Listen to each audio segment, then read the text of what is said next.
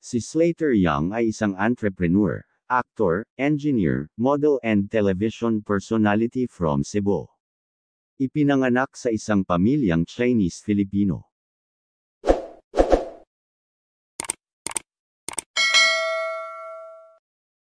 Ang kanyang ama, si John Young ay kasangkot sa isang kumpanya ng paggawa ng bakal na nakabase sa Mandaue. Nag-aral siya sa Sacred Heart School Jesuit na ngayon ay Ateneo de Cebu para sa kanyang pag-aaral sa elementarya at high school. Nagtapos siya mula sa University of San Carlos sa Talamban, Cebu City kung saan nakuha niya ang kanyang degree sa civil engineering. Kasama ang kanyang ama na nagtrabaho sa construction industry at itinuturing niyang pagsisimula ng isang karera sa show business. Pumirma din siya sa Cornerstone Talent Management Center at sumailalim sa isang workshop sa loob ng 6 na linggo. Linggo pagkatapos ng kanyang pagkapanalo sa Pinoy Big Brother Unlimited, gumawa si Slater ng ilang mga pagpapakita ng panauhin sa network at sa pangunahin ng bagong panahon ng Pinoy Big Brother lamang 1 linggo pagkatapos ng kanyang tagumpay, ang mga haka-haka ay tumaas na siya ay pinipilit na magdebo ng mabilis sa industriya ng libangan.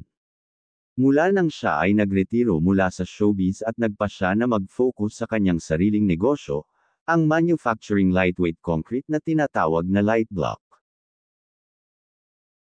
Ang pangunahing mga pakikipagsapalaran sa negosyo ni Slater ay ang Light Block, isang kumpanya na gumagawa ng lightweight and eco-friendly concrete blocks, and Monterrosas Prime, a luxurious real estate development project.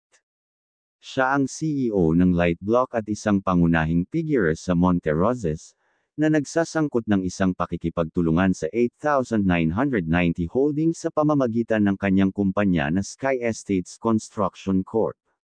Ang Rise at Monterrosas ay isang bagong proyekto ng luxurious condominium na nagtatampok ng mga napapanatiling disenyo na inspirasyon ng Banawe Rice Terraces. Ito ay dinisenyo upang gumana sa natural na lupain ng bundok sa halip na lumikha ng mga tuwid na gusali. Siya at ang asawang si Chris Oy ay mayroon luxurious mansion na tinatawag na Skypod na matatagpuan sa Guadalupe, Cebu City na kilala sa natatanging unique design and high-end features. Ibinahagi ni Slater na ang isa sa mga lihim ng Skypod sa natural na nakaka-relax na vibe ay ang tone ng kanilang mga ilaw. Ang buong bahay ay nakumpleto pagkatapos ng 1 taon ng pagpaplano, pagtatayo, at pagbili ng maraming mga kasangkapan. Ang bahay na ito ay idinisenyo upang magkaroon ng isang napaka-pakiramdam ng cabin, ngunit isang napaka-modernong bersyon ng isang log cabin and staycation home. Ang bahay ay dumaan sa maraming mga phase, kabilang ang Skypod 2.0, na nagtatampok ng isang disenyo ng 3 palapag na may isang infinity pool, elegant bedrooms, typhoon-resistant glass panels.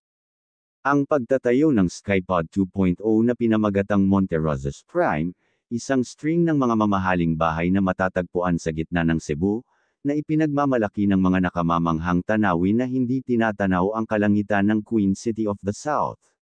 At Skypod 3.0, isang bagong development inspired ng orihinal na disenyo. Ang mga bahay na ito ay nailalarawan sa pamamagitan ng isang pagtuon sa panloob na panlabas na pamumuhay, gamit ang mga istruktura ng bakal para sa tibay, at pagsasama ng mga modernong amenities tulad ng mataas na kalidad na glass, na import na hardware, at quartz countertops. Siya ay nagkaroon ng maraming mga kilalang sasakyan sa mga nakaraang taon. Ang kanyang kasalukuyang focus ay sa mga deco-orienting sasakyan, kung saan may hawak siyang isang ambassadorial role for BYD in the Philippines. Mayroon siyang BYD 7-seater electric SUV, nakuha niya ang sasakyan na ito noong August 2024, na binabanggit ang mga tampok ng kaligtasan nito at kaginhawaan. Ang specific model ay malamang na isang BYD Tang DMI, na magagamit sa Pilipinas.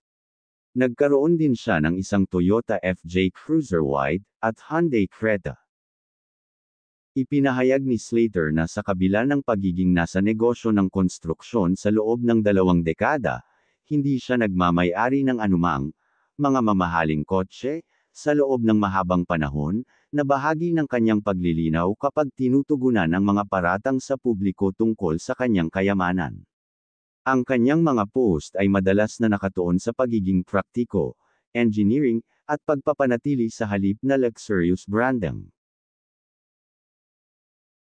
Ang kayamanan ni Slater ay hindi isiniwalat sa publiko, ngunit ang kanyang net worth ay malamang na malaki, na nagmula sa negosyo sa konstruksyon ng kanyang pamilya, ang kanyang tagumpay bilang big winner of Pinoy Big Brother Unlimited noong 2012, at ang kanyang kasalukuyang pakikipagsapalaran sa negosyo. Ang kanyang mga proyekto sa negosyo, kabilang ang high-end residential development Monte Rosas de Cebu, na nakabuo ng higit sa 1.1 na bilyong piso na kita noong 2023 at 2024, ay nagpapahiwatig ng makabuluhang tagumpay sa negosyo. Ang kanyang magarang pamumuhay, malalaking bahay, mga investments at iba pa ay nagpapatunay ng kanyang malaking net worth. Noong February 28, 2018, siya ay engaged sa kanyang kasintahan, sa author at blogger na si Chris Oy. Si Chris Oy ay isang Pilipinong lifestyle vlogger at tagalikha ng nilalaman mula sa Cebu, na nagsimula sa kanyang blog, Thirsty Thought, bilang isang proyekto sa paaralan noong 2009. Siya ay nagtapos sa Ateneo de Manila University na may degree sa Communications Technology Management at nag-aral din sa Fashion at Mode Art International sa Paris, at School of Fashion and the Arts sa Maynila. Kasama sa background ni Chris ang isang matagumpay na karera sa fashion at lifestyle blogging. Ang mag-asawa ay ikinasal noong February 2019, sa isang marangyang ngunit intimate ceremony sa Shangri-La's Mactan Resort at Spa in Cebu. Ang mag-asawa ay gumawa ng kanilang sariling mga pangalan sa maraming industriya bilang tagapagmana sa kani-kanilang mga families businesses sa Mandaue City sa Cebu. Si Slater ay isang mayaman na negosyante na gumawa ng isang kapalaran mula sa kanyang negosyo sa konstruksyon at mga proyekto sa real estate. Siya ang may-ari ng kumpanya na Lightblock at nagkaroon ng makabuluhang tagumpay sa mga pakikipagsapalaran sa real estate tulad ng Monte Rosas de Cebu project, na nakakuha ng higit sa 1.1 na bilyong piso. Si Slater ay nagmula sa isang pamilya na may background sa negosyo sa konstruksyon, na nagbigay sa kanya ng isang maagang pagsisimula sa industriya. Nilinaw din niya na wala siyang mga kontrata ng gobyerno, kahit na nasa negosyo sa konstruksyon. Ang kanyang kayamanan ay isang resulta ng kanyang pinagsamang background sa negosyo at ang kanyang mga pagsisikap sa negosyo.